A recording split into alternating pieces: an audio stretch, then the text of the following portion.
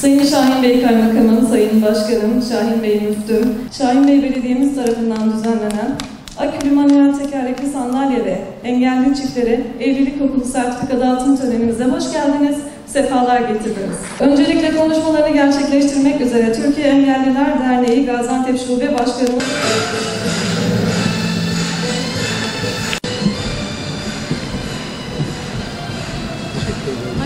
Şu da olabilir. Sayın İlçe Müftüm, Sayın AK Parti İlçe Başkanım, özellikle teşekkür etmek istiyorum. Belki her sene tekrarlanıyor ama Demokrasi Meydanı'nda kar yağıyor, ayağımızın altı buz. Ve ben o zaman gülmüştüm. Onun için mi kutluyorlar? Yani bir 14 yıl Gaziantep'te, son 10 yıl çok.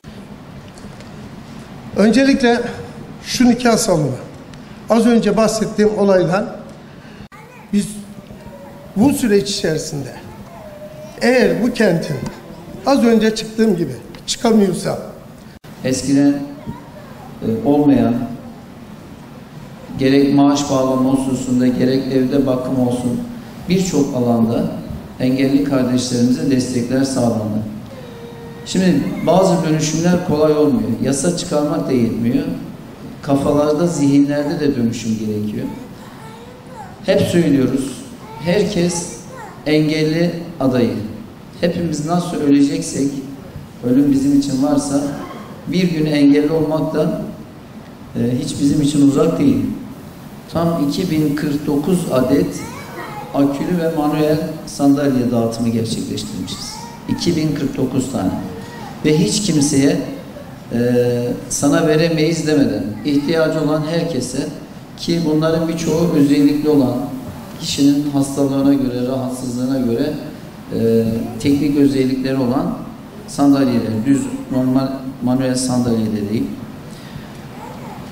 Bu kardeşlerimizin hayata karışmasını sağlamak, sosyal devlet olmanın, sosyal belediye olmanın bir görevi olarak düşünüyorum. Bunları onlara bir lütuf olarak değil, yapmamız gereken bir vazife olarak düşünüyorum. Elbette bunu herkesin yapması lazım, herkesin düşünmesi lazım. Belki imkanlarla sınırlı ama biz elhamdülillah bu noktada imkanlarımızı da bu noktaya seferber ederek, çünkü bu kardeşlerimizin duası yeter. Bunun bedeli ne olursa olsun yaklaşık 5 milyon, 5,5 milyon liraya kadar bir harcama yapmışız bununla alakalı. Helal hoş olsun, önemli değil. Mühim olan bu kardeşlerimizin hayata karışması, bizimle birlikte bu caddeyi, parkı, yolu paylaşması bu açıdan gerçekten önemli. 4 tane akülü şarj dolum istasyonu yaptık. Bunu da akülü sandalye kullanan kardeşlerimiz kullanıyorlar. Yine ihtiyaca göre ortopedik engelli, işitme engelli, görme engelli kardeşlerimize çeşitli cihazlar veriyoruz. Yine 300 tane görme engelli kardeşimize beyaz baston verdik. 119 tane işitme cihazı vermişiz. Engelliler için parklar yaptık. Fatih Karakuş Parkımız ve Muhsin Yazıcıoğlu Parkımız engellilerin kullanımına uygun. Yine dediğim gibi kaldırımları, bina girişlerimizi de engellilerin kullanımına uygun şekilde dizayn etmeye devam ediyoruz. Evlilik okulu gerçekten benim çok önemsediğim, 2009 yılında görev başladığımızda başlattığımız önemli projelerden bir tanesi olarak düşünüyorum. Şu ana kadar 25.591 kardeşimize bu eğitimleri vermişiz. 3 hafta süren bir eğitim. Evliliğin dini boyutu, sağlık boyutu, hukuki boyutu, iletişim boyutlarıyla kardeşlerimize anlatılıyor ve sonunda evlenecek çiftlerimize düğün hediyesi olarak otomatik çamaşır makinesi hediye ediyoruz. Evli çiftler katıldığı zaman onlara da çay makinesi, kahve makinesi hediye ediyoruz. Bu ayki eğitimlerimize 87 tane engelli kardeşimiz katıldı. Ben bu kursa katıldıkları için onları da tebrik ediyorum.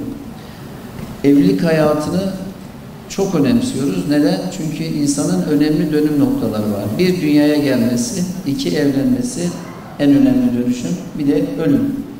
Dolayısıyla hem dünya hayatını hem ahiret hayatını ilgilendiren evlilik öncesi hazırlık gerçekten çok önemli. Çünkü iki insan hayatını birleştiriyor. Hiç tanımadığı birisiyle evleniyor. Ailesiyle de dolayısıyla evlenmiş oluyor. Onlarla akrabalık ilişkileri ne olacak, ne yapacak bilmeden bir yola giriyor. Onun için bu evlilik okulu eğitimlerini çok önemsiyoruz. Ve bu eğitime katılan çiftlerimizin hepsinin söylediği, iyi ki bu eğitimi almışız. Çünkü dinimizin ilk emri oku. Hiç bilenlerle bilmeyenler bir olur mu buyruluyor. Onun için biz de bu eğitimlere devam edeceğiz. Katılan çiftlerimize de tekrar teşekkür ediyorum. Hayırlı olsun diyorum. Eğer evlilik hayatınızda mutlu değilse dünyadayken cehennem hayatı yaşarsınız. Onun için ben herkese mutluluklar diliyorum.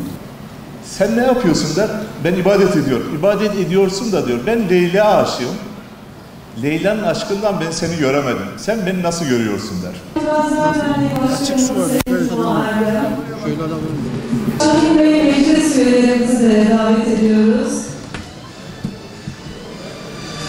Bir yere de erişim sağlayabilirsiniz.